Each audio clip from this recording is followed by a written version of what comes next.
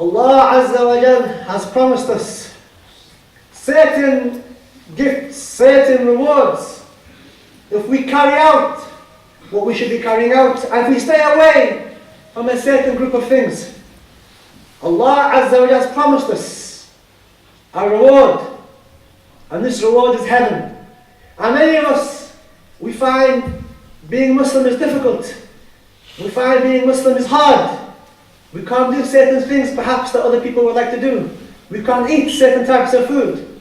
We can't have certain types of pleasures that other people like to have. We don't go clubbing. We don't drink alcohol. We don't take drugs, or we shouldn't take drugs. And we don't sleep around with women. This is not our way. ولكن we have salah, والزكاة, والhajj, والجمعة, and we have these many great, and we have the Quran, which many of our young people find boring. They can't see the delight, the raha in salah. And the only time when people see some raha, some ease, is when they have problems, and they want to go to the mosque and start praying. They want to start becoming good Muslims with problems, and this is better than nothing at all. We need to remind ourselves just of what Allah Azza wa Jalla has promised you and I. Allah subhanahu wa ta'ala has promised us al-Jannah. So what is this Jannah? Paradise. What's it all about? What's so good? Why are we praying 5 times a day? Why are we waiting for Fajr? Why do you have to fast long days in the summer? Why do you have to give zakah? Why can't I go out and drink and take drugs and do the things that my friends are doing? Why can't I do these things? What am I going to get instead? Al-Jannah. So what's Al-Jannah all about? Allah subhanahu wa ta'ala in the Quran has said, "O my slaves, as-salihin, la khawfun alaykum." There is no fear for you on this day, the day of judgment. وَلَا أَنْتُمْ تَحْزَنُونَ. And you will not be saddened. The time for sadness is gone. The time for unhappiness is gone. And then Allah subhanahu wa ta'ala says, الَّذِينَ آمَنُوا بِآيَاتِنَا. Those who believed in our verses, who believed in waking up for Fajr on time, not after the sunrise, who believes in that we have to pray 5 times a day, who believes that drugs is haram, who believes that sleeping around with women is haram. This is the reward for you, is Jannah.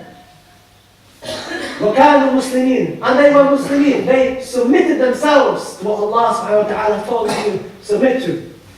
ادخلوا الجنة. Enter into heaven, you and your wives, honored. تحبرون. So this is Al-Jannah. And many hadith talking about Al-Jannah. And what's in Al-Jannah. And if you were to spend the next 6 or 7 khutbahs, it would not be enough. And that's why you have to read something. Go and read something about Al-Jannah. Read what's waiting for you, for those who are praying. Because it's a targheeb, an encouragement for you. When you know that you're working day in and day out, and you know at the end of the month, you're going to get your wage. You're going to be rewarded. What does the students help you be more motivated? But the issue here for us is that our reward, we don't see it until maybe after we die. Insha'Allah ta'ala. That's why we live 40, 50, 60, 70 years. We may get lazy. We may leave salah. We forget what it's all about. And in Al-Jannah, subhanAllah, what's in Al-Jannah? The palaces in Jannah, there is a hadith in which a man, the last man to enter into heaven, Allah subhanahu wa ta'ala will then enter into heaven. And he will see that heaven and Jannah is full of people. And he will think, miskeen, he will think there's no more space left for him. He will think there's nothing left for him. He will think, I'm late, I've come late. Everything's been taken. There's no space left for me. And he will tell Allah, Ya Allah, there's nothing left for me. Everyone's taken their space, it's all full. And Allah subhanahu wa ta'ala will say to him, do you want the dunya you've come from, and 10 times this dunya? And the man will say, yes, Ya Allah. He goes, I will give you this, and more, and more, and more, and more. And the hadith keeps on going more and more. And a man has to say to Allah, oh yeah, Allah, I'm happy, I'm happy, I'm happy, I'm happy. And Allah keeps saying more and more. And Allah subhanahu wa ta'ala says to him at the end, لَكَ عَشَرَةٌ مِثْلَهَا. Okay, I'm going to give you 10 times more than what I just told you. This is the last person to enter into Jannah. And in heaven there are several levels in Jannah. Inshallah. Several levels in Jannah. Like you have these hotels, you have the penthouse suite, the highest part of the hotel, more expensive. In Jannah we have Jannah al-Firdaus, the highest part of Al-Jannah. And the Prophet ﷺ has described heaven as Allah subhanahu wa ta'ala told him, in heaven there is that which no eye has ever seen, no eye has ever looked at, no ear has ever heard. There's noises, things, voices, things you never heard of, no ear has ever heard. And with no heart has ever imagined. This is what's in the Jannah. This is what's waiting for you when you wake up in Fajr. This is what's waiting for you when you come to Jum'ah. This is what's waiting for you when you leave your drugs, or your alcohol, or your haram interactions. This is what's waiting for you when you leave your girlfriend, or you marry her, inshaAllah ta'ala. This is what's waiting for you when you have tarbiyah of your children, when you raise your children correctly, when you tell your boy to come and pray in the masjid, when you tell your daughter to wear the hijab. This is what's waiting for you. And the ulama have said, why chase after something, this dunya, that's never going to last? 30, 40, 50 years, 60 years, maybe 70, maybe 80 years. And then what happens? You're going to be poured into the grave, and the earth is going to be poured on top of you, and your dunya, somebody else is going to have. Your wife, somebody else will marry her. Your children will grow up. Your money will be inherited and distributed amongst the people. And you run after it. You forgot the Jum'ah.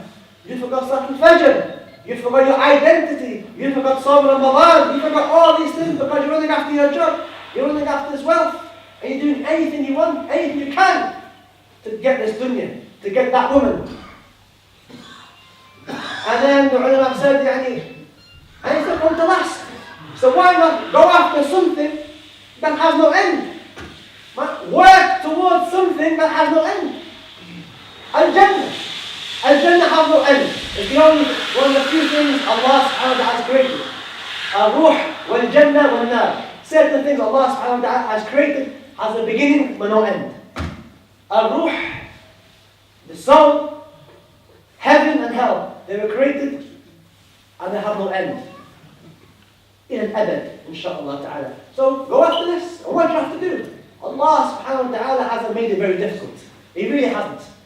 In comparison to what Allah is going to give you, He said, pray 5 times a day, come to Jum'ah, fast Ramadan, lower your gaze, don't do anything haram, treat people well, raise your children okay.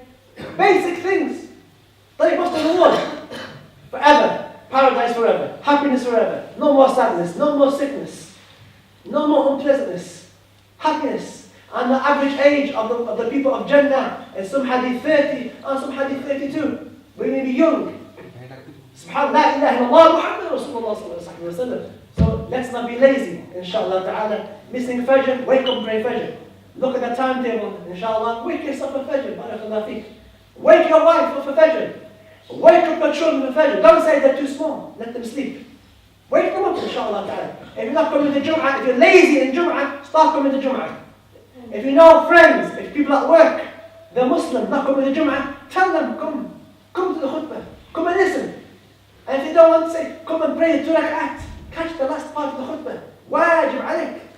It's good for you. You're going to get Al-Jannah. You're working all week, all month for 100, 2,000 pounds, 1,000 pounds at the end of the month, which half will go on bills, half will go on something else, when you have nothing left.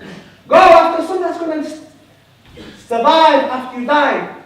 As-salat, the reward won't go down. Al-zakah, wal-hajj, wal-sawm, wal-ramadan, wa-hudur al-jum'at, coming to the jum'ah. These things are not going to decrease when you spend them.